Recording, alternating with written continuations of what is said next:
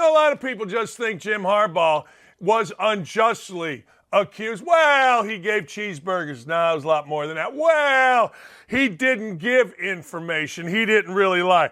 Nah, it was a lot more than that. I got to tell you, Jim Harbaugh, when you really break it down, came into college football from being in the NFL and decided, you know what, I'm going to cheat. Some of it's going to be gray area, which I can kind of respect, but the majority of it's going to be, you know what, I'm just going to basically cheat. Let's go this route. He cheated when he did something blatantly illegal, which is have a signing with the stars. You're not allowed to bring former players when kids have signed and do this big song and dance, and he did that. I guess it's a genius move, but he still couldn't beat Urban Meyer. That was in his first signing class there. Then he had all these satellite camps. He had all these satellite camps, spring practice at IMG, the #1 football school, spring trips overseas. It pushed the rules. Maybe it was brilliant. I don't know. Maybe it was. Maybe it wasn't. Remember, Jim Harbaugh was feuding with SEC coaches. I said, what the hell are you doing? And the NCAA had to step in and say, yeah, this is stupid. I mean, this is just stupid. What are we doing? We're not going to do this.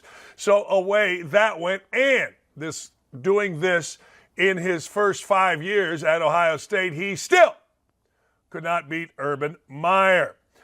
He hired a high school coach from Paramus Catholic. Now listen to this. This is my favorite Jim Harbaugh. The coach from Paramus Catholic was named Chris Partridge. Now I found out that Chris Partridge, the coach that Jim Harbaugh hired, was prostituting himself to numerous college coaches. When I put this out there yesterday, it was after talking to about 6 different college head coaches / assistant coaches about this guy Partridge. A friend of mine in the college coaching world, current coach, reached out to me and said, look, I went to Paramus Catholic. Everybody in New Jersey was pissed because this guy was buying players, including Rashawn Gary and Jabril Peppers, 2 pretty good players. And then when head coaches would go into Paramus Catholic, this guy Partridge was prostituting himself. Hey, man, I'm ready. Now I'm ready to be a college assistant. I'm ready. And I'll bring players with me. All you got to do is hire me, and I'll make sure I own these players, blah, blah, blah, blah, blah. The only guy that took the bait was Harbaugh. Harbaugh signed 2 players out of it. He signed this guy, Jabril Peppers, really directly, and the other guy, Rashawn Gary, was a year later. And you know where I'm going with this? Still couldn't beat Urban Meyer. However, it even gets better. Now, dirtbag, what do I tell you all the time? Dirtbag always gonna what? Dirtbag. So this guy, Chris Partridge, gets to Michigan. And he's like the ops guy. And all right, he's working. He actually leaves for a year, goes work for Lane Kiffin, comes back. Michigan liked him that much. Maybe they felt sad they didn't have the dirtbag in their program. But guess who the dirtbag was that decided it was a good idea to tell players to lie in the investigation on the sign stealing scandal? Guess who it was? Wait, guess which coach it was? Excuse me, I misread my notes. That destroyed evidence. Yes, ladies and gentlemen, it is the one and only Chris, not Keith, Partridge. So he gets fired. Guess who his best friend was? Connor Stallions. You can't make this stuff up. What do I always tell you? It's always the same dirtbags. It goes back to Steve Howe with the LA Dodgers. You can look it up. Having like 7 drug suspensions. It's always the same guy. So dirtbag guy as a high school coach, you hire him. He's still going to be dirtbag guy. He's going to be all right for a few years. He's going to be fine for a few years.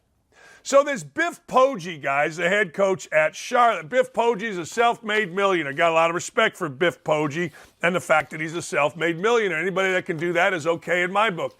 Harbaugh hires him, gets into coaching. Harbaugh hires him. This guy funds, not only does he fund overseas trips, but word on the street is he might be funding players. I don't know if this is true or not, but that's the word I get. They hire him to get players. This guy is funding out of his own pocket trips. It's a very odd deal. Maybe it's ahead of the time.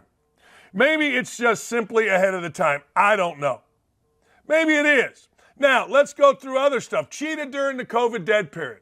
Now, this is the stuff he got suspended for.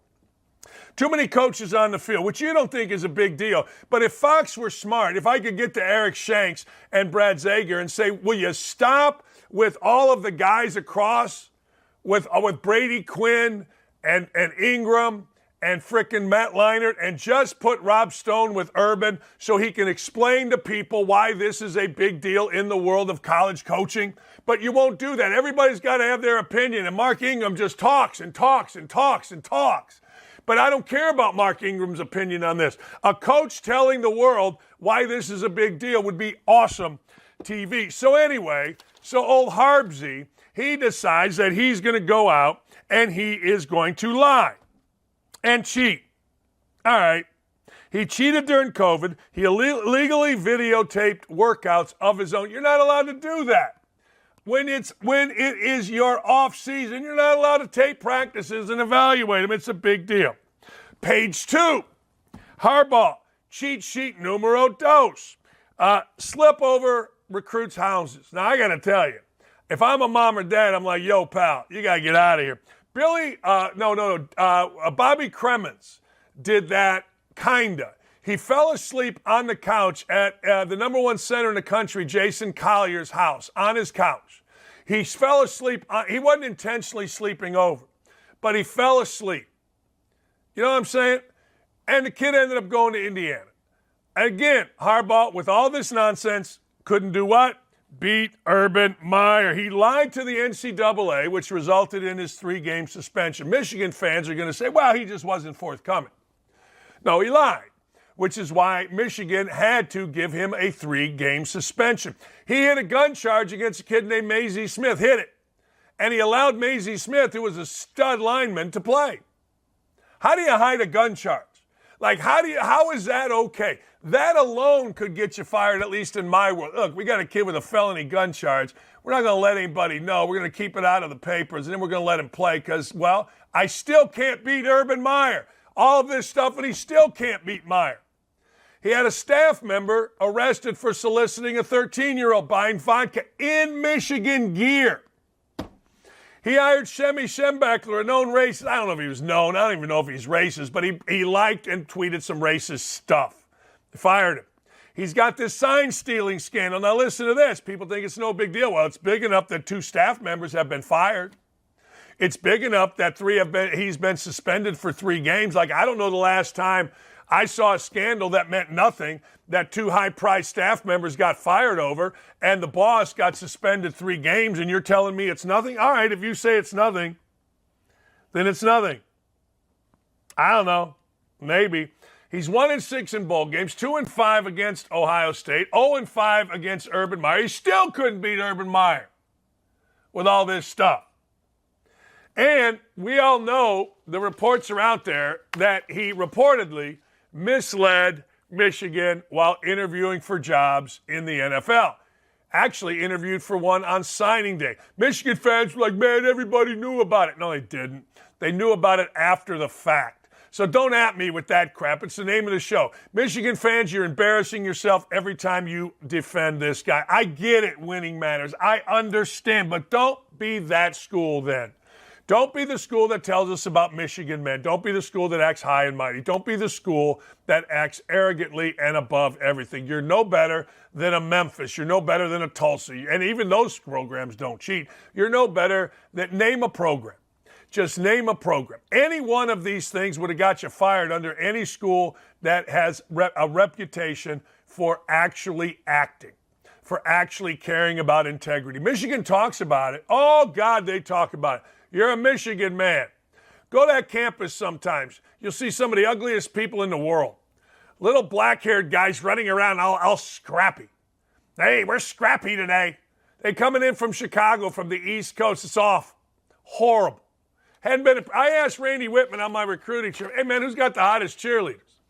He said, I got to tell you, the Illini girls. And he was right, the Boiler Babes. Who's got the ugliest? Michigan. Ugh. I think Bill has said it on a broadcast. The whole thing about Michigan is a fraud and is ugly, although my son had a good experience there because he got in with Mo Wagner, Duncan Robinson, and a bunch of other really good dudes. Look, when Beeline was there, they had some dignity. When Lloyd Carr was there, they had some dignity. Now the place has gone from dignity to a head coach slapping another coach and then backing up like a coward. And, of course, this mess that Harbaugh has. I'll give Harbaugh another violation. He's a plagiarist, although he's not, because he actually admitted that this line that we're going to play for you that he said was actually taken from Ted Lasso. Here's Harbaugh talking about his mother in a bathing suit. Locker rooms, a lot like my mom's bathing suits. Like to see them in one piece. Well, he prefaced it by saying, well, it's from a Ted Lasso, and he's right, it was. But it's a good line. And I'll give Harbaugh credit. See, I got Catholic guilt. When you're such a cheat and your laundry list is that long, you become a sociopath. It's like I was watching this thing about how to become a mob boss. It was really good on Netflix. I watched all 5 of them, and it goes through these different mob bosses. And it somewhat glorifies the mob boss. But you know deep down, they're all sociopaths. They're all liars, they're all killers, they're all thieves. Harbaugh doesn't go the route of killer, I don't think, but he's just a sociopath. I don't think he did anything wrong. Hey, I'm trying to win here. I think his old man who backed out of being in the MAC after one horrific season and went back to Western Kentucky where he had a budget nobody else did and became a, quote, legend. I think his dad said it best. We're just finding different ways to win. Yeah, that's a good definition of cheat. I see Harbaugh, I see no different than Jerry Tarkanian. I see no different than any cheat that you've ever heard of in college sports. And in college football, it absolutely pays to cheat.